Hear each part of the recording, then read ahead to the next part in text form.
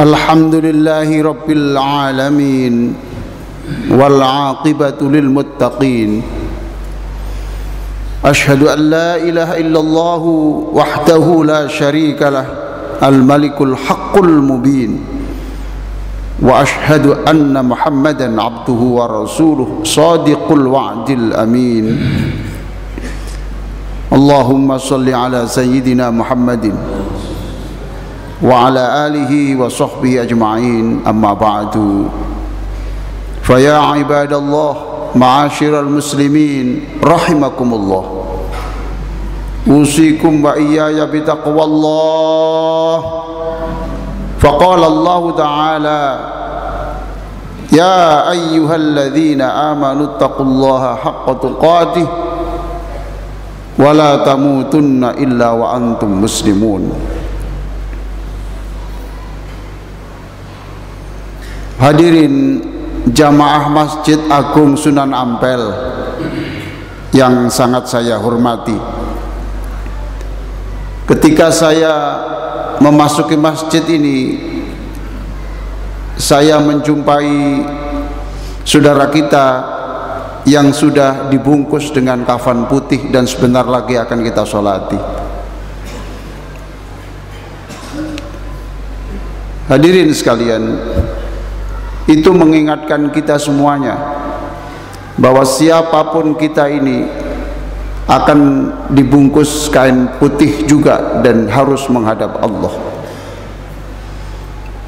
Dokter yang paling hebat pun juga akan mengalami kematian. Ulama yang paling karismatik pun juga akan mengalami hal yang sama. Oleh karena itu,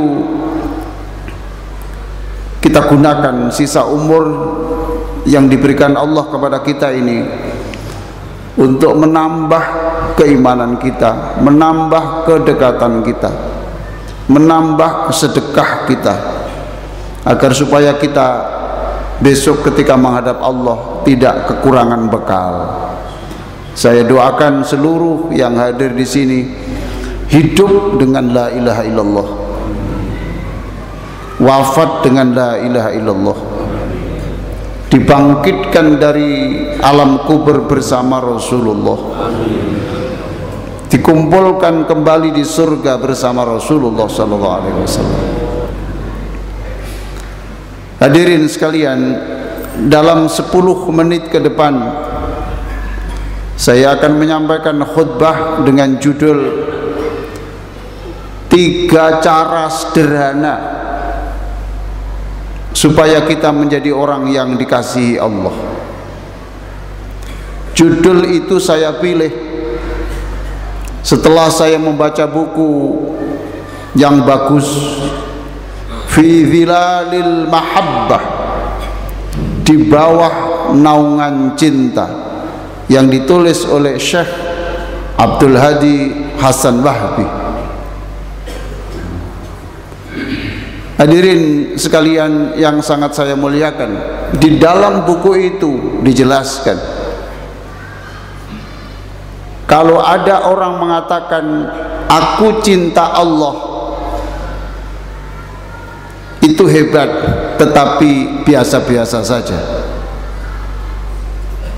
Tapi kalau orang dinyatakan dia dicintai Allah, baru itu luar biasa. Orang mengatakan aku mencintai Allah, ya biasa saja.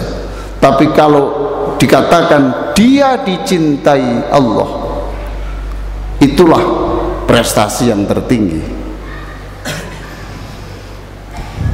Oleh karena itu, izinkan saya untuk menyampaikan khutbah yang berjudul 3 cara yang sederhana supaya kita menjadi orang yang dicintai Allah, sebagaimana Allah menyatakan cintanya kepada Ibrahim alaihissalam, yang sekarang jejak-jejaknya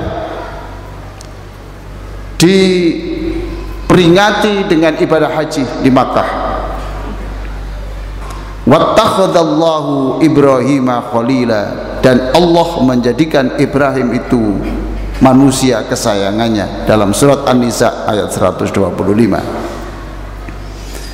Hadirin sekalian, di dalam Al-Quran surah Al-Baqarah ayat 126 Allah mengatakan, wa idh qala Ibrahimu rabbi ja'al hadha baladan amina warzuq ahlahu minats thamarat man amana minhum billahi wal yaumil akhir. Berdasarkan ayat ini, kalau kita ingin menjadi orang yang disayang Allah, yang pertama tirulah Nabi Ibrahim yang berdoa, Rabbi ja'al hadha baladan amina, jadikan negeri ini negeri yang aman. Maka jadilah muslim yang nasionalis, jadilah muslim yang menjadi pelopor bagaimana menjadikan negara ini negara yang aman. Hadirin sekalian, kita tidak bisa melaksanakan sholat Jumat sekhusyuk ini kalau negara tidak aman. Sekarang orang-orang yang haji tidak bisa haji kalau negaranya itu tidak aman. Oleh karena itu, pantaslah Nabi Ibrahim berdoa pertama kali setelah selesai membangun Ka'bah, Rabbi ja'al hadza baladan amina. Hadirin sekalian, kita tahu bahwa tahun ini tahun politik. Sebentar lagi kita akan memilih wakil-wakil kita. Sebentar lagi kita juga akan memilih presiden, wakil dan wakil presiden. Muslim harus menjadi pelopor seperti Nabi Ibrahim, Rabbi ja'al hadza baladan amina. Jadilah pelopor yang membangun keamanan, persatuan Indonesia ini, bukan sebaliknya bikin kisruh, konflik dan perpecahan. Oleh karena itu, sekali lagi, kalau kita ingin menjadi orang yang khalilullah, dicintai Allah, maka berdoalah dan maksimalkan usaha kita untuk bagaimana membangun negara ini negara yang aman. Sebab tanpa keamanan kita tidak bisa melaksanakan pendidikan, istighosah, khataman Quran, acara-acara hajatan keluarga kita tidak bisa. Itulah hebatnya Nabi Ibrahim alaihissalam, berdoa pertama kali, Rabbi ja'al hadza baladan aminah. Yang nomor dua, kita harus menjadi pejuang pembebasan kemiskinan. Tadi doanya Nabi Ibrahim. Yang kedua, warzuq ahlahu minats thamarat. Ya Allah, berkailah Mekah ini dengan buah-buahan, menggambarkan kesejahteraan. Bapak dan saudara-saudara sekalian, ayo kita berusaha semaksimal mungkin jangan ada kemiskinan di Indonesia ini, jangan ada orang menderita. Sekarang memang eranya era informasi seperti sekarang ini. Alhamdulillah kita bisa memperoleh informasi keagamaan begitu mudah, tetapi juga jaringan informasi yang begitu mudah itu dimanfaatkan oleh para penjahat. Tidak sedikit saudara-saudara kita ini yang disekap karena terbujuk di Filipina, di Vietnam. Mereka tidak boleh keluar, dipekerjakan dengan cara-cara yang tidak bagus, tidak manusiawi. Ada juga yang dipaksa untuk menjadi pelacur. Kita harus berusaha membebaskan itu semuanya. Oleh karena itu kita apresiasi kepada Kepolisian Republik Indonesia yang bisa membongkar dan menangkap pelaku-pelaku yang jahat itu. Mereka termasuk pelaku TPPO, tindakan pidana perdagangan orang diperdagangkan. Sedapat mungkin kita berusaha. Kalau kita tidak bisa membantu secara finansial, sujud kita, doa kita selipkan, wahai Allah, bebaskan orang-orang yang masih miskin itu, sembuhkan penyakitnya, berikan masa depan yang terang. Berdoa, jangan sampai berdoa tidak membantu finansial, tidak. Rasulullah sallallahu alaihi wasallam memberikan semangat supaya kita itu menjadi pembebas perbudakan.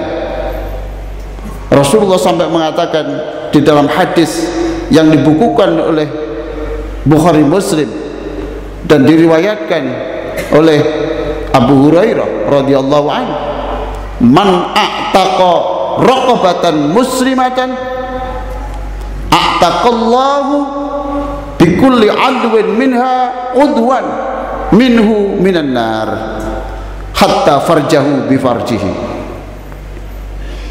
Siapa yang membebaskan orang dari perbudakan, maka orang yang membebaskan perbudakan itu, penderitaan itu dibebaskan, maka seluruh anggota tubuhnya itu dimerdekakan, dibebaskan dari neraka karena telah membebaskan penderitaan orang yang diperlakukan secara tidak manusiawi. Yang ketiga, doanya Nabi Ibrahim alaihissalam adalah man amana minhum billahi wal yaumil akhir. Yang pertama, kita harus menjadi pelopor, kita harus menjadi pelopor untuk membangun keamanan di lingkungan kita, di negara kita. Yang kedua, pelopor untuk menyejahterakan manusia dan membebaskan dari derita. Dan yang ketiga, kita harus menjadi pelopor pegiat agama supaya masa depan bangsa ini dipimpin oleh orang-orang yang mengerti agama. Nasionalisme, saudara-saudara sekalian, tanpa agama, maka itu akan menjadikan rakyat buta dan tidak tahu arah.